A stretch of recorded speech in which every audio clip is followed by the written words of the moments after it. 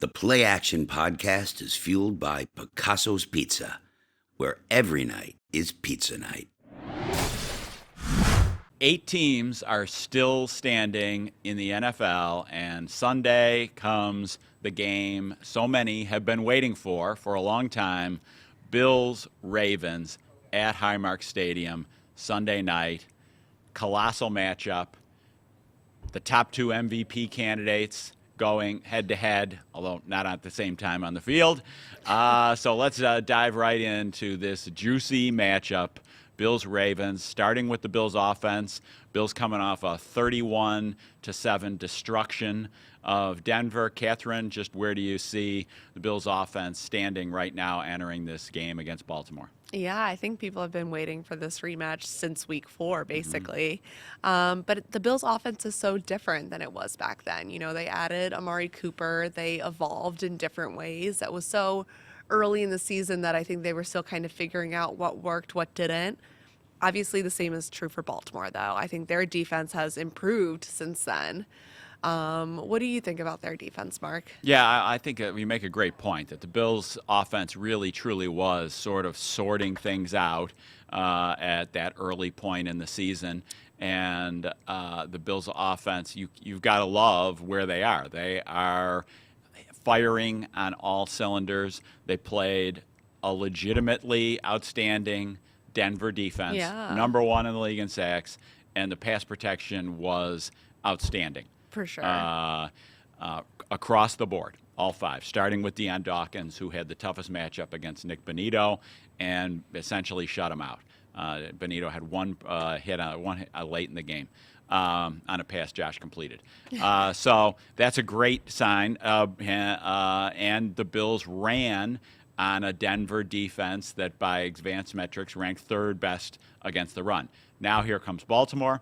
Baltimore is number 1 in the NFL against the run. And a truly a beefy monster front. 80 yards a game allowed. They're number 1 yards per carry allowed.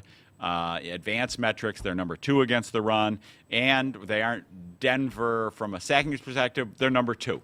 Denver had 63 sacks. Baltimore, number 2, ranked 2nd, 54. So a tough matchup.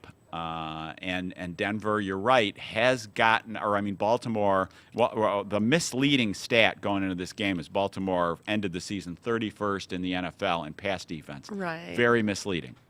Let's get into that for a bit. I mean, how they looked over the last, the back half of the season. They didn't play quite as good offenses, but their numbers were so much better when it comes to that passing allowed. And I think that's where we get into what you're saying about how, you can't just look at that 31st and think they're going to have an easy day. That's not true at all. No, the real, one of the superstars of the Baltimore defense, safety Kyle Hamilton, he is a 6'4", 220 speedy, movable chess piece, and he was playing more at the slot and in the box the first 10 games. They benched one of their deep safeties, Williams, moved Kyle Hamilton to the back end. He was playing, I charted out 9 snaps a game on the back end the first 10 games. Now he's playing 30 snaps a game on the back end. That has shored up their back-end defense, and over the last 8 games, they're tops in the league in fewest passing yards allowed on passes 10-plus past the line of scrimmage. Yes. So that has made a huge difference. They have an outstanding secondary. Their slot corner, Marlon Humphrey, is first-team All-Pro. Him versus Khalil Shakir. Fascinating matchup. They have a first-round outside corner, Nate Wiggins, rookie first-round pick. Their other outside corner isn't as good, Brandon Stevens. So it'll be interesting to see how the Bills attack that. Yeah, and I think just to circle back to what we started with, this offense is very different than when they saw them in week 4, but also they went down so early in that week 4 matchup that they were playing catch-up the whole time. So we didn't actually get to see what the Bills' offense really looked like against this Ravens defense. No, so true. The Bills didn't have Amari Cooper. Keon Coleman was still figuring it out. So The thing I wonder about is how I don't think the Bills are going to be able to steamroll Baltimore on the ground quite like they steamrolled Denver. Even though, again, Denver's run defense is legitimately good. The Bills are committed to being balanced.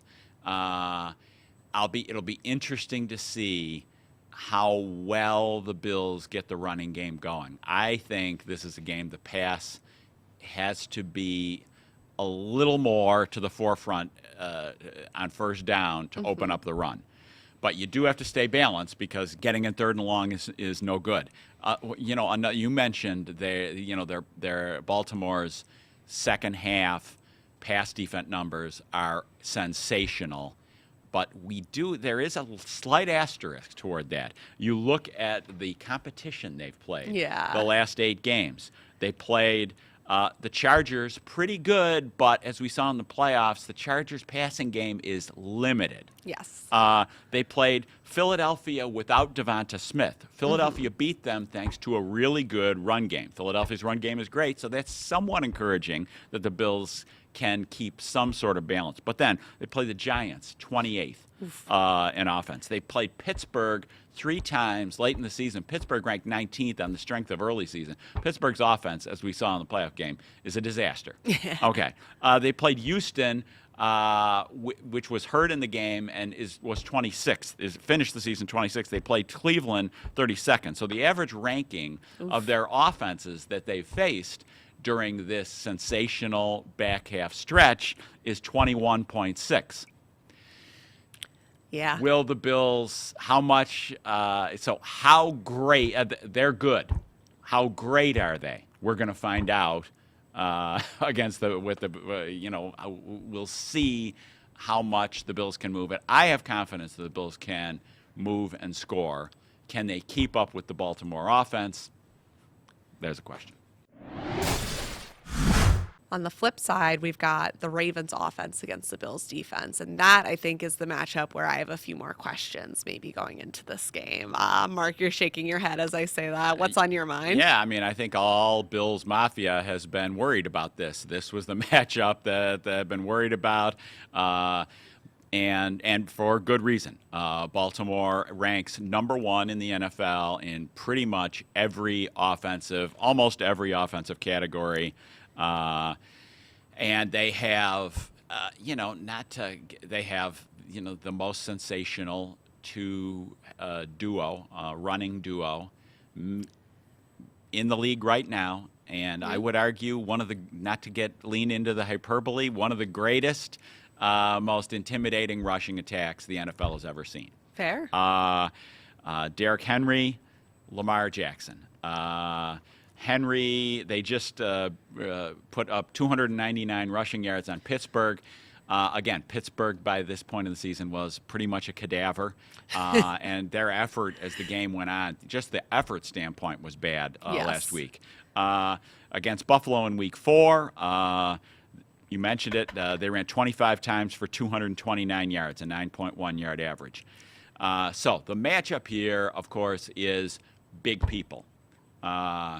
Baltimore runs more big people offense than any team in the league. They run the lowest number of 11 personnel, 3 wide receiver, which is the mode of operation for most of the NFL. 60% league-wide. The Ravens run it 27%, 32nd in the league. They run big people, 2 running backs or 2 tight ends, or 2 backs and 2 tight ends. They do that like 62% of the time. Yeah. So how do the Bills match up when the Ravens go big people? And the Bills, obviously, as we've said on this podcast many times, they live by the nickel defense because they have one of the best or the second best slot corner in the NFL, in Taron Johnson. I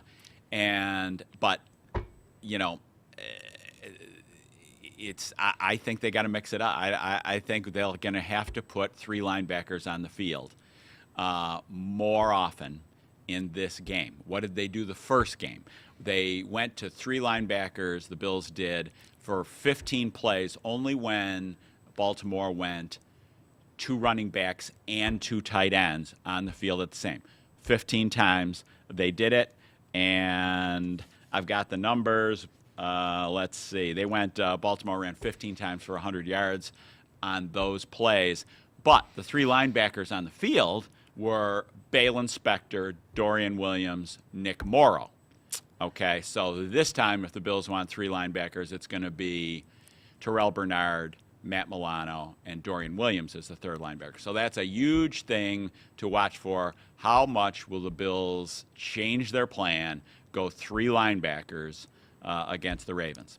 Well, Sean McDermott solved it Monday. He said if we had 5 300-pound linebackers, we'd be in pretty good shape. So that's all they have to do. Yeah, well, or play 12 a lot of people. Keep Terrence Johnson, right. I mean, the Ravens, it's just their read option is extremely hard to defend because you have to protect the edge with Lamar Jackson faking the handoff, and then you've got Derrick Henry.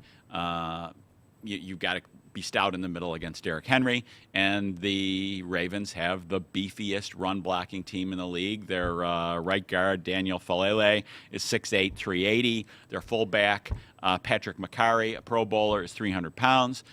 So, this is the problem that everyone faces. I think there is to think that the Bills are going to shut them down is completely unrealistic. No one is shutting them down. No, not at all. You need to get a couple stops. You need to get you need to just get 2 run stops in a row and then an incomplete pass and get off the field. They're going to drive 40, 45 yards. You string together 2 good plays and a 3-play stretch and hope you get them off the field. Now, we made the point, Mark, you were saying how they use the least 11 personnel out of the league, but here's the flip side on that. They're 4th best in efficiency out of 11 personnel. So even, you can't just stop them when they're running these big packages and hope that'll work. They're still so efficient out of 11 as well. Yeah, that's a great point. And when they're running that well, their play action passes work even better. And we saw that in the Week 4 matchup. They were thinking of a play like it was play action. Balin Spector gets sucked up, 26-yard pass to their number 2 tight end, Isaiah Likely. That's the problem. You have to, as a linebacker, play downhill against their running games. Blitzing when it isn't the greatest answer either. That used to be back when the Bills beat the Ravens in 2020 in the playoffs, and then even in 2021, 2022, the Chiefs have taken advantage of Lamar Jackson by blitzing. This year is his best season ever against the blitz. In fact, the 2 best quarterbacks in the league against the blitz are Lamar Jackson and Josh Allen. So, interesting. Yeah, I mean, I think the Bills have to throw some curveballs at them. They need big splash plays out of their star players. So Ed Oliver, Matt Milano, Bernard, Von Miller. Really, this game is going to define Von Miller's time, I think, to some degree. They signed Von Miller to be the closer on 3rd downs. When the chances happen that they get him on 3rd down, Von Miller needs to harass Lamar Jackson. All right, let's talk about some of the star power in this game. There's a ton of it, starting with the quarterbacks, Josh Allen, Lamar Jackson. Josh Allen was the leader when betting closed on the MVP odds. However, it's such a tight race. And when I say race, the race is over. Yeah. The votes are in. Right. There's no longer any impact from these games on who will win MVP in February. But I think still just kind of the caliber of players that these guys are, seeing them, I don't want to necessarily say up against each other because they always are quick to make the point that they're not playing against each other at the same time. But getting to see these guys on the field on Sunday, I think is going to be such a treat for fans. Oh, yeah. And really, this game, I'm sure both of those players would trade an MVP for a Super Bowl Easily. in a second. So this game really is the referendum, if you will, fair or not, on the MVP voting. And the votes on the All-Pro have been released. Yes. And Lamar won in a landslide. So really, it's the same exact people voting for All-Pro as MVP. So it's over. It's Lamar. Lamar got 30 votes out of 50. Josh Allen got 18. Joe Burrow got 2. It's done. I mean, I don't see any way it's not Lamar Jackson. How do you vote for Lamar Jackson for a first-team All-Pro quarterback, Josh second team, and then give Josh the MVP? So this will be again, but the argument gets solved on the field. That's the good thing about it. Yes. And really, when you look at the star power, it's heavily tilted in favor of the Ravens. The Bills had one person on first or second team All-Pro, Josh Allen. The Ravens have 6. The Bills have 2 people in the Pro Bowl, Josh Allen and Deion Dawkins. The Ravens have 9. Yeah, I think that's an interesting part of the conversation within the MVP discussion of what does it mean when you have all this star power around you? Does that boost your resume, or does it take away from it in the sense of you've got these guys who are helping you out as well? I think it does take away a little bit, but I obviously, I don't know if that's how the votes are going to go. So. Yeah. Well, I mean, so Lamar Jackson has better passing numbers than Josh Allen this year. Last year, Josh Allen had better passing numbers than Lamar. Right. It didn't matter. Derrick Henry, so the Ravens All-Pros, Lamar Jackson, Derrick Henry, fullback Patrick Ricard, linebacker Roquan Smith, slot cornerback Marlon Humphrey, and safety Kyle Hamilton. They also have 3 other Pro Bowl. They're all in the Pro Bowl. Zay Flowers, Tyler Linderbaum, their center, and Nnamdi Madubuike, their defensive tackle, are Pro Bowlers. And I have no problem with that. Madubuike, I'll take him. I like Ed Oliver. He didn't have as good a season as last year, but I'll take Madubuike over Ed Oliver. Kyle Hamilton, he's better than any safety the Bills have. Humphrey, I'd take him as the number 1 cornerback, even though because he can play inside and outside, but he's been their slot corner. But I'll take him. Roquan Smith, he's better than Milano or Bernard. Now, it's not a knock on Milano or Bernard, but Right. Roquan Smith is elite. So, and then the other thing is, when you've got Derrick Henry, he's not just an All-Pro. He's one of the greatest running backs in football history. Absolutely. He would have been great in 1955, 1995, or 2025. He is a freak of nature. Yeah. If he had gone to the Olympics, he could have been an Olympian, I think. He's just a freak. So if you've got that supporting you, doesn't that mean that Josh Allen has done almost as much or better record with not as much help? I'd say yes. I think that's an argument in favor for Josh as the MVP. I would agree with you where, if you're talking about the most value you bring to the team, if everyone else is bringing so much value, you don't have to bring as much. And that's not a knock to Lamar either. On the flip side of this, I think he's had an incredible season. But I think when you look at what Josh is doing, just kind of with the team around him, it stands out a little bit more. And that's also not a knock to the rest of the Bills ensemble cast, but I think just kind of when you look at the accolades that the Ravens are stacking up, it is a testament to how, star-studded their roster is. And I think, this game also is an opportunity when you look at those quote-unquote matchups, even though same sides of the ball. James Cook Derrick Henry is great. Derrick Henry is the number 2 running back in the NFL this year behind Saquon Barkley. I don't think anybody argues with that. But James Cook is pretty great. Yeah. And so this is an opportunity for James Cook to step up and make some plays and show that he is an elite. He is a top 10 running back in the NFL.